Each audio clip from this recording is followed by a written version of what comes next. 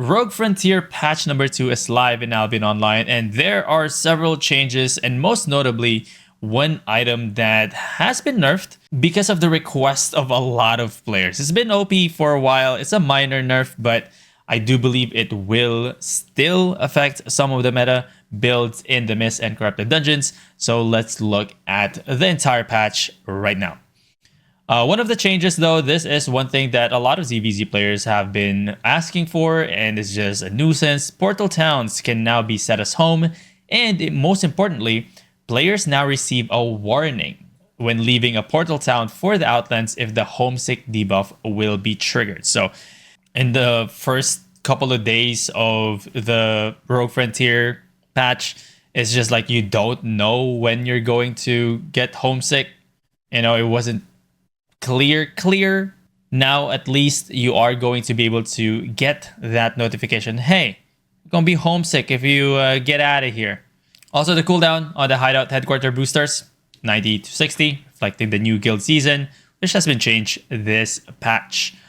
Okay, so this one's right here. Trash once again has 100% destruction rate when killed or ejected from the roads of Avalon, as was the case before the release of Rogue Frontier. So basically, you cannot have all of the trash in your inventory and be like trolling and say like, oh, there's a lot of tier 8s there, sad, but it will be destroyed, no longer be available to be looted by other players.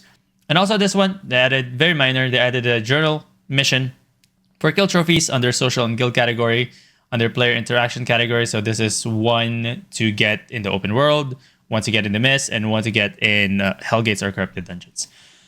So that's pretty much it. That's the additional changes for the Rogue Frontier. Now let's move on to the combat balance changes, starting with the Arcane Staff. So the Astral Staff right here has been too powerful in group fights, so Starfall's damage output has been reduced to bring it more in line with other AoE pressure weapons. So the damage per tick has been reduced by 3. Oh my gosh, it's the end of the world. Yeah, nah. So that's about 5%-ish per tick. I mean, yeah. Astral Staff has been really good in group fights. A lot of pressure, a lot of damage. If you don't have Reflect, you're just going to be annihilated, as is the case in, say, arenas. Arenas are pretty popular place to use the Arcane Staff, the Astral Fall specifically. So just less damage, ever so slightly. I don't know if they're saying too powerful in group fights and they're like -3. But hey, that's just me. Moving on to the axes, the Razor Cut's lifesteal effect has been significantly buffed to increase its impact. So if you remember, last patch, they kind of just destroyed Bearpaws. All right? They wanted to make it be more for fighting rather than just ganking. I don't know if the lifesteal from 10 to 20% is going to change that, although doubling the lifesteal is pretty good.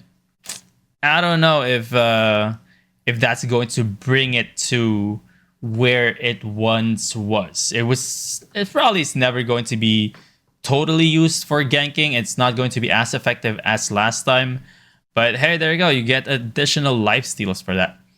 This one is actually very surprising. Bows had fallen out of the meta following previous nerfs, so a portion of their power has been restored. This is a very key word here, restored, because yes, back then it was actually 230. I did fight a bow today. Not a lot of difference, to be honest with you. 220 to 230 is not really that big of a deal. But hey, to the regular bow users, the Enchanted Quiver now gives you 10% more attack damage increase. So there's that.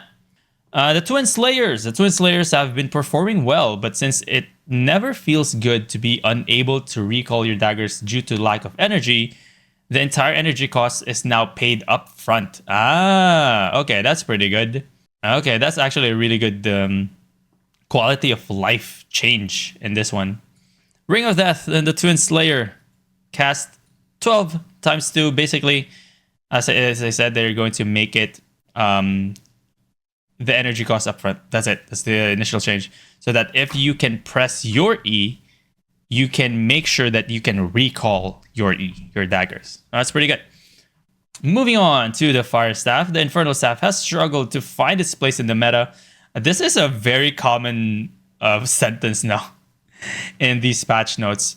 Struggled to find its place in the meta. As a result, its fear duration has been increased to allow for more setup time on primary target and require enemies to pay more attention to its fiery trails. Now, there was one question earlier asking about, is this going to be good for solo PvP? It can be, but it's still not as great as the one-hand fire staff in 1v1. It's not as great as the Dawn Song, the Wildfire, the Great Fire in 1v1 situations. Now, in group, this might actually be good because, except if you're like a clump comp, this is actually really good. You can pretty much cancel a lot of stuff. That additional 0.5 fear duration can come in handy when a healer is casting a Q, when healer is casting, say, I don't know, an E, a channeled E, something like that. Anything that has channel or cast time is pretty good. And when they are moving, the Infernal Staff actually leaves a trail, right? Anyone touching that trail will also be feared by 1.25 seconds.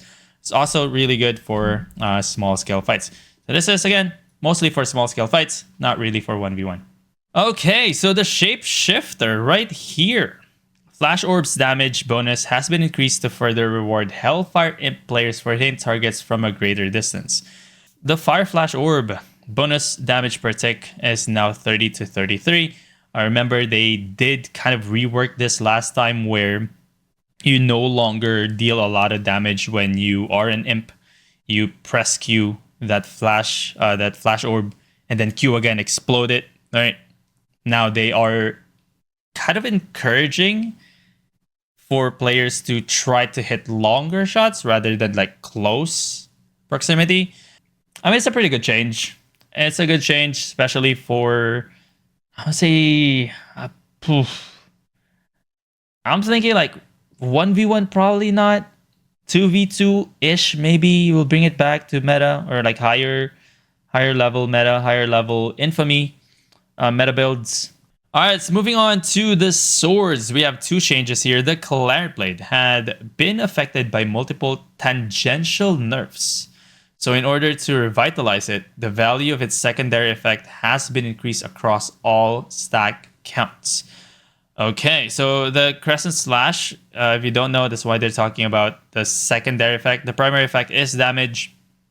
The secondary is the slow for 2.25, the silence for 2.25.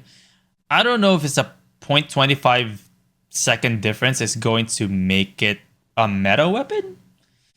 And the damage is increased ever so slightly as well. That's such a that's such a small buff, but let me know in the comment section below if this is going to be enough for you to switch away from dual swords in corrupted dungeons. I don't think so, but hey, there's that. The Soulless Stream's long cast time has struggled in modern Albion. It has now been slightly reduced, but not so much that it loses its identity. So the Gallatin pair, minus 0.2 seconds. This is actually huge.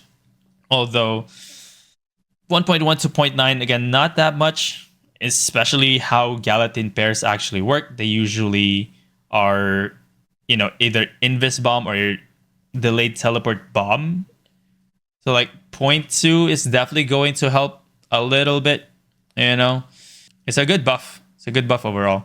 All right, two more changes for the War Gloves here. Earth's Crusher's knockup duration has been extended to further highlight its utility. Okay. So the Raven Strike, 1 second to 1.2 second. All right, giving more time to maybe follow up damage. Sure. In addition to some hitbox and hit detection improvements, Shockwave's damage has been significantly increased to better accommodate mid-range fighting builds. All right, let's look at Shockwave, shall we? What is the Shockwave for the gloves? They're increasing the damage of the Shockwave. I don't know about that. I mean, this has always been the go-to, the default and then they buffed this fleet footwork, and this has been the default. Now they're buffing this as well, as if gloves need more mobility. It does not. It's not getting more mobility, but it's getting more damage with that Q ability, with the range of 13 as well. I mean, it's a good buff. It honestly is a really good buff, but just more gloves in corrupted dungeons. As a fire staff user, I hate it. But yeah, this is going to get buffed. This is already buffed. Actually, this is already buffed right now. That sucks for me, but hey, good for glove users. That's actually a very significant buff right there. Okay, that's interesting. That's a really good buff. All right, on the helmets, while Fire Breath is a popular solo PvE item, its damage has been increased to improve its success in PvP encounters. So, plus about 10% damage increase. It's still, in my opinion, is in 1v1 situation at least. It depends on the build, but Hunter Hood is still better because Reflect is still the meta in Corrupted Dungeons. Not having Reflect on your hood is definitely a choice. It depends on the build that you're going for. Mage Shell will have a buff right there, but I still prefer Hunter Hood for sure. All right, so this one is one of the things that one player in our chat was actually very interested in. All gathering caps now have the emergency shield. This is to help gatherers remove lingering dots before consuming an invis spot or mounting up. So this is like the Guardian helmet, same as the Guardian ability. It cleanses dots, and it also gives you a shield. So that's pretty good. Don't know how many players are actually going to be excited about this. I have recently switched to a minor cap for myself because it cleanses and it immunes you to most of the CCs. Plus, if you pair that with minor boots and Gigantify Potion and Brazilian Cape, you're pretty much invulnerable with a lot of speed. So, but hey, rejoice. Emergency Shield. There's also one thing about the Emergency Shield for mounting up, as Spectre actually pointed out here. When you're mounting up, when you take damage, it cancels your mount up animation, right? Or your mount up loading. But if you have an Emergency Shield, if the shield is active, you can actually continue mounting up without the fear of it being canceled. Yeah, you can mount using it, but if the shield runs out and you actually take damage, it will cancel your mount up progress. But again, if they're just like sort of like normal attacking you and they don't have any Q'd and W's, you can technically mount up. Yes, you are still going to get stunned, rooted, slowed if you are using the emergency shield. So yeah, I don't know if I'm super excited about this. I think the minor cap, if we're talking about escapability, the minor cap, minor boots, Brazilian cape, still a pretty good combo. All right, so this is the change that we have been waiting for. While the adoption of Demon Boots following its previous buff has been satisfying, they now offer too much mobility at higher health percentages. Therefore, their buff duration and move speed per stack have been reduced slightly, ever so slightly. So the movement speed per stack is now from 25 to 22. So instead of max 125, you now have max 110, if my math is correct. Max 125 to max 110. Not only that, the duration is from 6 to 5. I think this is a bigger nerf than this. 110 movement speed is still pretty good at full stacks, but the 1 second less duration hits it harder than the lesser. I wish they actually maybe maintained this at 6 seconds and give us like 20, so it maxes out at 100 movement speed, because it's so good at just escaping that when you're at 40% health, 20% health, you use your boots ability 125 movement speed for 6 seconds. It's really, really good. But again, if I were to choose, I would rather take 2 more percentage hit over this on this and maintain the duration at 6 seconds. So let's look at the one thing that caught my attention is this specific post. Let me make sure that y'all can see it properly. Here we go. So this post right here, I really like how he's almost discussing how you can use it and like what are the benefits of it. So he says, Demon Boots buff made it OP. We all agree. Yes. Now the nerf is making it worse than the original state with 40 seconds cooldown. Now let us see why he says that.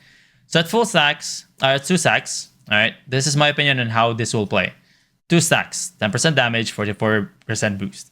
Decent damage buff, but excessive lack of mobility will require to be used only at high mobility weapon damage range or CC heavy builds. True, all right, at full health.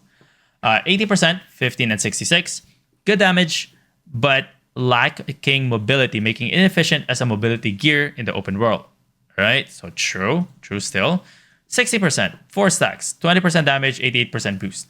Great damage, great speed boost. But now the player will have to choose one or the other. Either use the boots as a damage or boost or run or chase. Okay, cool. Under 40%, 5 stacks, full stacks. 25% damage, 110 boost. Superior damage boost and speed, but 40% means most players would be using it to escape. Their opponent has much higher health or their ability are on cooldowns. The damage boost will only be utilized if both players are low and the wearer is able to use an ability again within the given 5-second time. In my opinion, he said, SBI need to decide on how to position those boots alongside with the other boots. So, do you want to play them for purely power boost? If so, how Demon Boots compare to the Royal Sandals? Consistent 75% boost, non-purgeable plus 15% damage boost, plus 15% reduction for 7 seconds.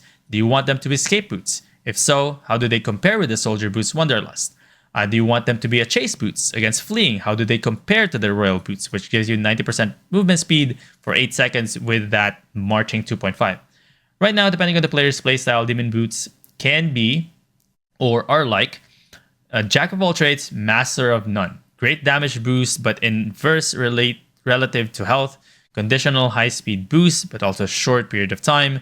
Their best use case scenarios when a player either is in range and mobility with their weapons or just several CCs and purge to keep their opponent close at early game, be able to maintain comparable health at the end, and chase, utilize damage boots, which is a very narrow matchup to make. It will reduce the versatility of the boots to match the random situation a player will face in Albion's content. Now, I like how he phrased all of this. For me, the way that I use this in Corrupted Dungeons is mainly for chasing. Now, I do feel when I did the Corrupted Dungeons today, I did feel when I'm winning too early, it does lack the boost, the speed boost to actually chase, especially since I'm using a Fire Staff, not a lot of mobility there. Now, if I'm low health, I'm mostly using it for the damage, not really for the speed. You get that 25% boost in damage for 5 seconds. And again, I do wish they did it for like 6 seconds because it does make it better for certain outplays. So you use that. You can turn the tide with that 25% boost, especially with the full cast E on the Fire Staff. But this is a really good point. I do wonder, though, if this is the final stage, if you will, of the Demon Boots, because remember when they did the Hunter Hood, they had 100% reflect for 4 seconds, and then they made it 70% reflect 4 seconds, it died, and then they made it 85% 4 seconds, it was still too powerful, and now they made it 75% or 85% for 3 seconds, which has been the case for a while. So I am very interested to see. I don't think the Demon Boots is dead per se, but I think there will be like one more change to balance it. And I do hope they give us 6 seconds duration of that. All right, last one that I have here is for the fixes. Fix issue where immunity could be purged for the dodge roll. Now, if you have faced a curse staff, a one-hand curse staff, I thought this was a feature. The immunity being able to be purged by Fiend Cowl while dodging by a one-hand curse so that the E would pop full damage. I thought that was a feature. It's a spell fix. It's not technically a bug, but like you can no longer purge that. It is a very difficult thing to do, but hey, you can no longer purge that. And that's pretty much it. Not a lot of other things that we can talk about here. But what do you guys think? I do want to know your opinion on the, where is it? The shoes, the Demon Boots specifically. Is it okay? Is it now nerfed enough? Do you think it's going to be back to 6 seconds? Maybe a little bit more changes here. Do want it back to 6 seconds, but we shall see. If you have any comments, any suggestions, any reactions, leave them in the comment section below. Or better yet, join us live on Twitch at twitch.tv/Brimstone.